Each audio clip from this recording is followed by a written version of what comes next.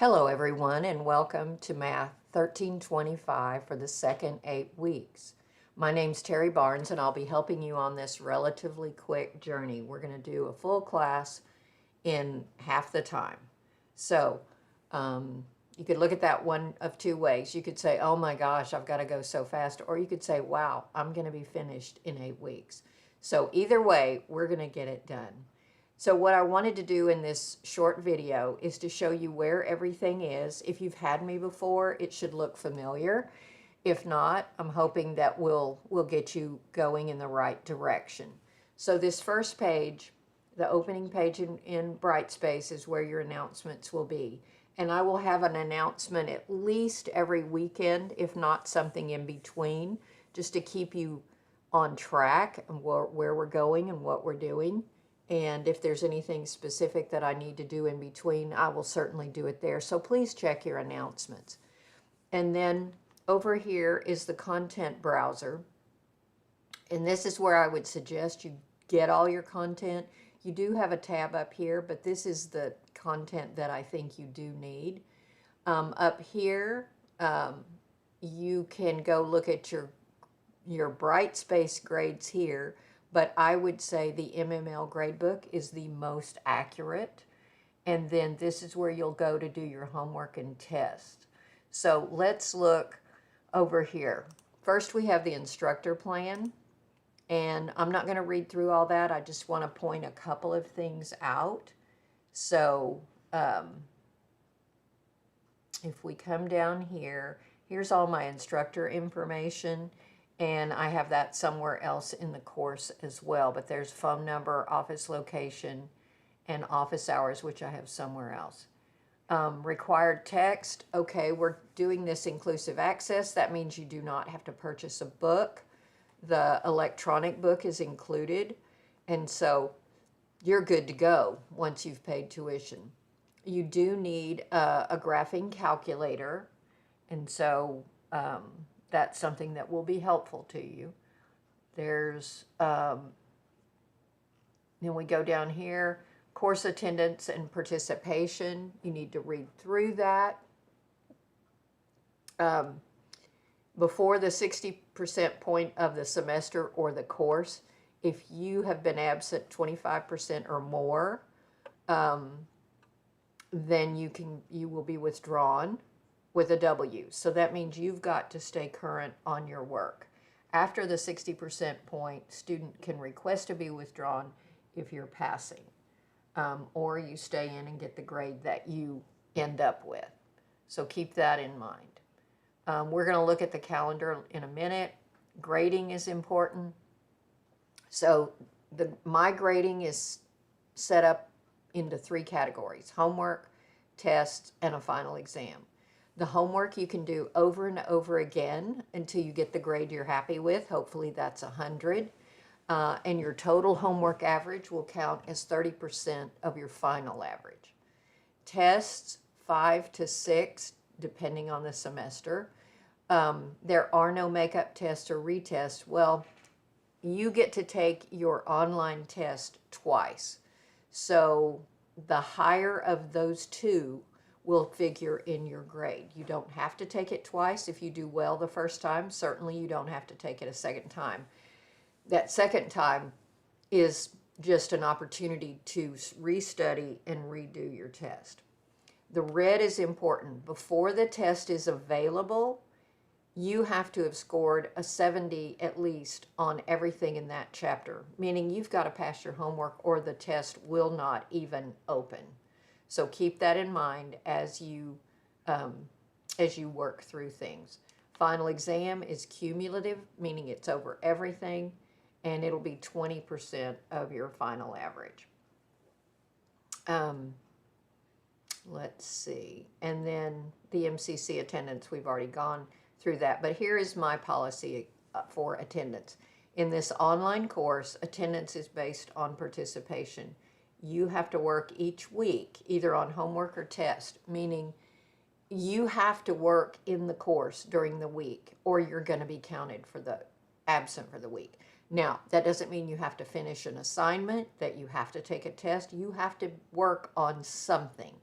not just look at some lecture notes, but you have to open a homework or a test and do something to count for present. And since this is an 8-week course, you're allowed 2 weeks of inactivity, meaning if you're absent for 2 weeks, okay, that's it. And if you receive a third one, you could be dropped for attendance issues. So keep that in mind as you're working. Just always work on something. You need to be doing that anyway to finish an 8-week course. All right, let's go back to the content. Okay, we looked at the instructor plan. Here's some important student resources. I'm not going to go over those, but they're worthwhile for you to look at and see what's available for help. The calendar is here, and this is a suggested calendar. Suggested.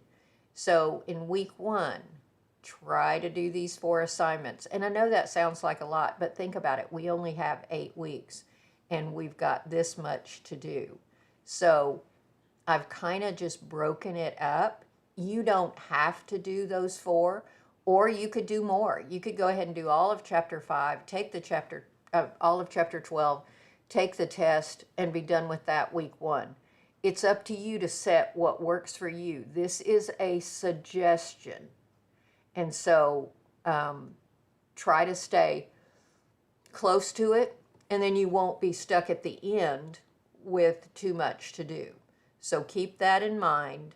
It's not that all of these are due. They are due at the end of the course. That's when the final due date is. But that doesn't mean you don't have to work till the end. You do need to do work for attendance and just so that you'll stay up with everything. All right, let's go back to content. Next thing is schedule and office hours. So I have put my schedule that's posted outside my door. And so I teach face-to-face on Tuesday, Thursday, and I'm in class from 8 to 11, and then I have a night class from 6 to 8. And I have office hours from 1 to 5 on Tuesday. I'm there. So if you need something, I am there to answer you by email or by Zoom, or I'm there in the office if you want to stop by. And then I'm there 7:30 to 8 Tuesday, Thursday mornings. So there's my stuff. Here's my office extension and my office location. All right, the next thing is really the critical part. This is where all of the stuff is. So if we click here, it says problem sets, lecture notes, video playlist. So when you get ready to start the course, if you'll go to problem sets, go to chapter 12, click on 12.1, and a PDF is going to come up with some problems. And right now you may have no idea how to find the derivative of the function. So you want to maybe print this and have it in hand, and then we're going to go back and look at the lecture notes. But there's one of these for every section. So when we go back here, if we click on lecture notes, go to chapter 12, go to 12.1, we have some information about what a derivative, what the notation for it is. And there's some rules, the constant rule. If you have f of x equals this, then your derivative is this. The power rule, which is a crucial one. Application notes. And then there's a tangent line problem. So there's notes, but just reading it may not be enough for you. It isn't enough for a lot of people. So let's go look at the video. So right under the lecture notes is the video playlist. And these are on my YouTube channel for this course. So if we go here, so we have 12.1, 2, 3, 4, 5, and you can play the video, and it is me working and talking about those problems. So you can see that one's 20 minutes. Some of them get pretty short toward the end of the chapter, 9 minutes. But it is me explaining and going through the problems. So between problem set, lecture note, video, that's how you can cover a section. So once you've done that, then you would be ready to go to your homework. So let's do that, and we'll come back and look at these last three. So say you've gone through 12.1. If you go here to homework and tests,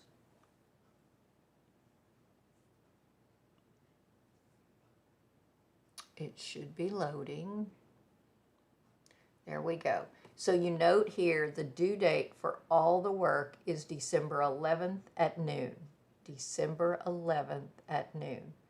And then here's your 5 homeworks. Then here's your 12 test. Note the flag. It says, oh, you have to get a 70 on all those homeworks. So that's a reminder.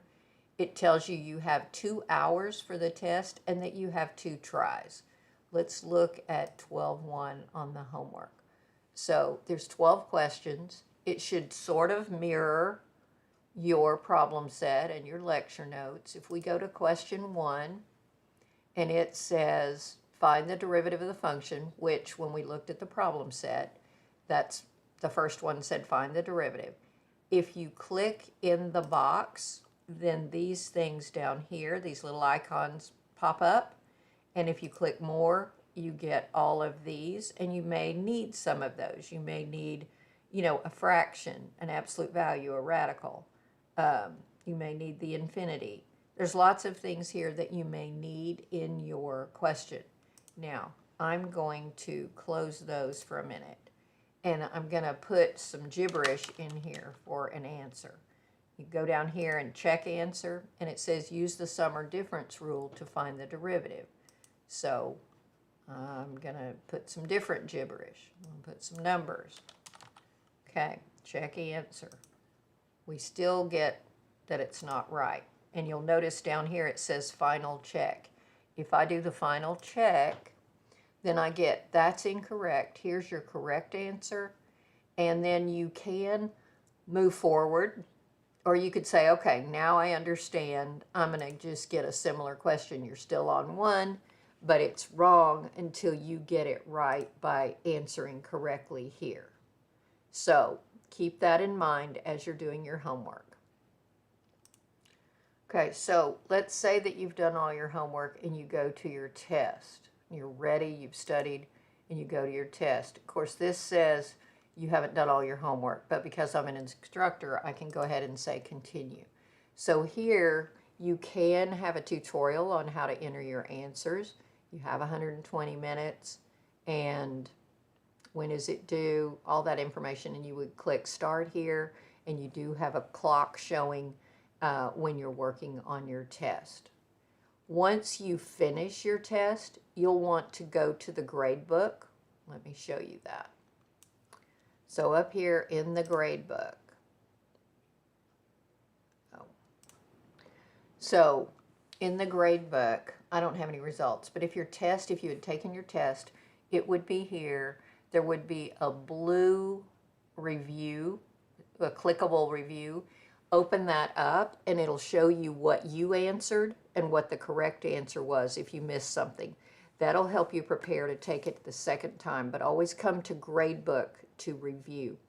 Also, if you're reviewing it and say the question, you needed a comma somewhere and you mistakenly put a period.